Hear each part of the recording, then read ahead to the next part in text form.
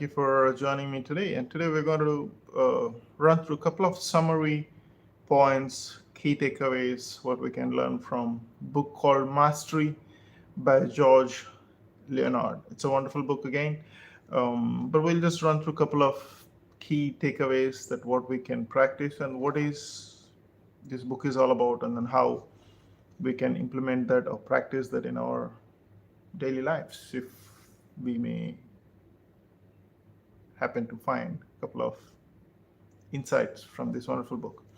Mastery is the mysterious process through which something that initially seems difficult or even impossible, like public speaking, writing code, or several games, and any sport you name it, it becomes easy and pleasurable through diligent, patient, and long term practice. It becomes easy and pleasurable through a diligent, patience, and the long term practice. The key word is patience, because the path to mastery involves long plateaus of work with a little sign of progress. This is something that we need to understand. Anything, if you want to achieve in mastery in each and every field you're into it, involves long plateaus. It's a long drive, long vision with a little signs of progress. And that's where most of us give up because we don't see the results immediately in a fast paced world. Then suddenly something clicks, and what previously took effort to perform becomes automatic and effortless. That's pretty much the kind of overall intention of this book, what he mentions. And then, of course, he goes into different types of people, habits, and then where do you fall into is something that you need to see. The cognitive and effort systems click into the habitual systems and programs reprogram it. The habitual system makes it possible for you to do things written, play a guitar, ask directions, a new language without worrying just how you do them. Okay, let's get a little bit deep into it. The key to truly mastering something, whether it's a sport, art, hobby, or a profession, is to embrace the long plateaus between a spurts of a progress, which is a small progress, when something clicks and resists the path of a dabbler, the obsessive, and the hacker. So he puts those different categories in three categories. The dabbler starts a new hobby, sport, or a job with enthusiasm but quickly loses interest when they experience the plateau.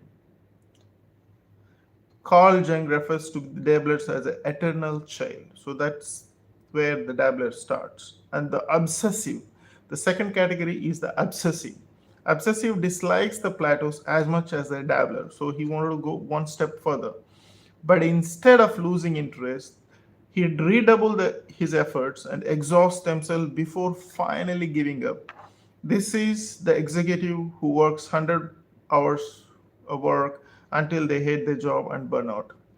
And then goes to the third. His name is the hacker. When the hacker reaches the plateau, they are content. The hacker is like someone who mines for a gold and stops the instant he finds one golden nugget. Whereas the master, so this is the fourth one is the master. So that's the book is all about the mastery. Whereas the master continues digging and collects several gold nuggets. So we pretty much somewhere in these four categories, and depends on that you need to observe: are you a dabbler, or you obsessive, or you a hacker, or the master? Master is someone who has a long vision, long drive. Of course, with the plateaus, with a little bit of progress, what they see and time to time. But however, he keeps pushing his limits.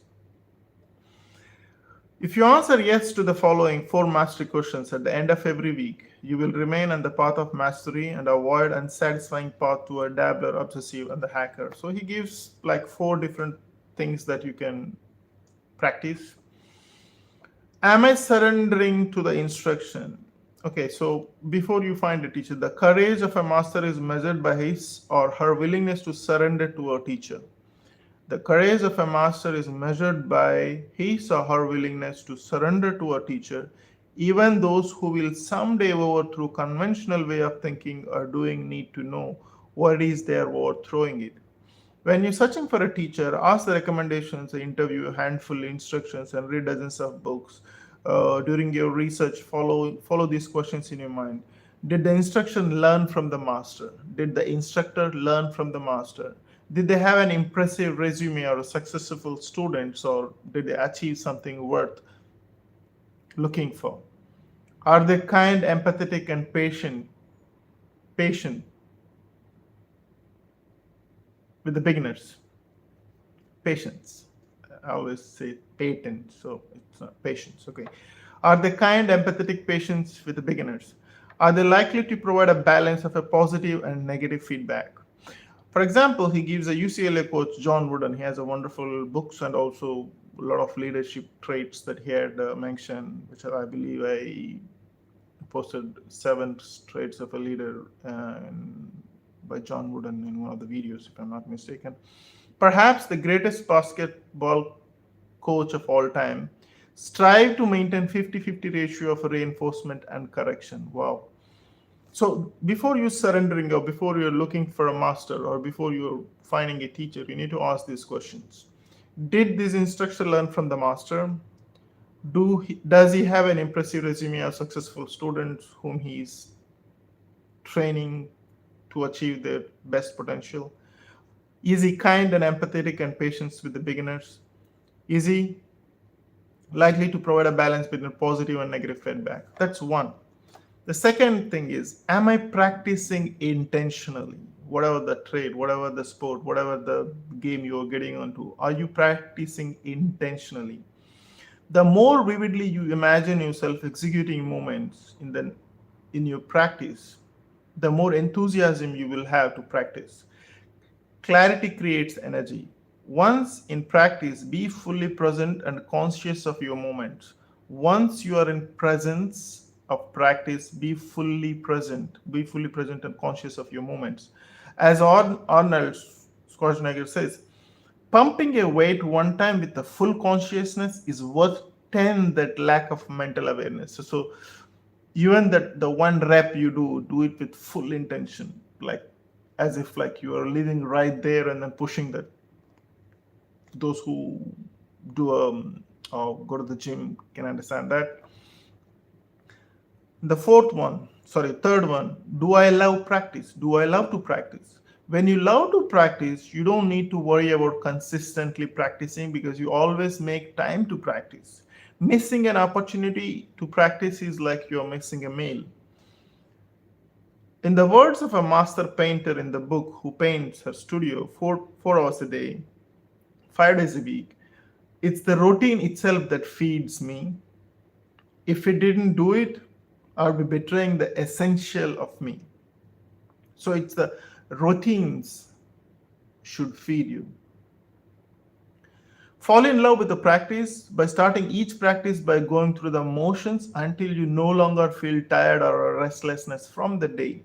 Then settle it in, find a trance like a rhythm where you lose track of time and the number of repetitions. Get to a point near and end practice where you wish you could keep practicing all day, but you choose to stop and look forward the next practice. Wow.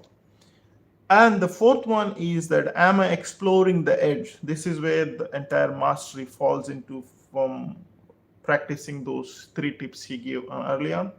Am I exploring the edge? You explore the edge in your craft by seeking out resistance and negotiating with it. A master ultramarathon runner will explore the edge by staying in the heart rate zone that feels slightly difficult. So they gave themselves the best chance to finish the race and run to a personal best. Just like a master ultra marathon runner seek to stay in a slightly difficult zone. Means like putting yourself your competition where you feel a little bit more pressure, but you still can hold it. And that's what all these practices get you there. And that's where those who win the gold medals, those who win the Olympics, those who win those, the highest achievers in any arena of the games and sports, and that edge is what gives them. So, in a nutshell, if you look at this book, I mean, I'm sure this is a wonderful book. If you can grab a copy and then read it, it's a great book for you to get into the mastery. And then he gives so many wonderful examples that you can relate yourself. The first thing is that what is your vision, where you want to reach, what do you want to achieve, which field are you wanted to get to that mastery level. Okay, so the first is identification. Second is that where do you fit in out of those four categories he mentions? Is it the dabbler, the obsessive, the hacker, or the master you want to be? So when you want to reach to the mastery, there are four things that you can practice. Find a mentor, find a master who had already been in the field, and the criteria, categories, whatever he gave, like 4 questions, you can go back and then read it. Second is, am I practicing intentionally? Do I love to practice? Am I exploring the edge? And then finally, you achieve the best, going beyond your best with you that intentional practice. So finally, he closes up. Perhaps we will never know how much a human being can truly achieve until we realize that ultimate reward is not a gold medal, but the path itself. George Leonard. Perhaps we will never know how much human being can achieve until we realize the ultimate reward is not about the gold medal, but the path itself. So again, it's all about the journey. The process is what you must enjoy. Thanks for watching, and hope to see you soon and in a different book and different keynotes and observation. Hope that helps you to do better in what you do. And thank you for tuning in once again. Ciao.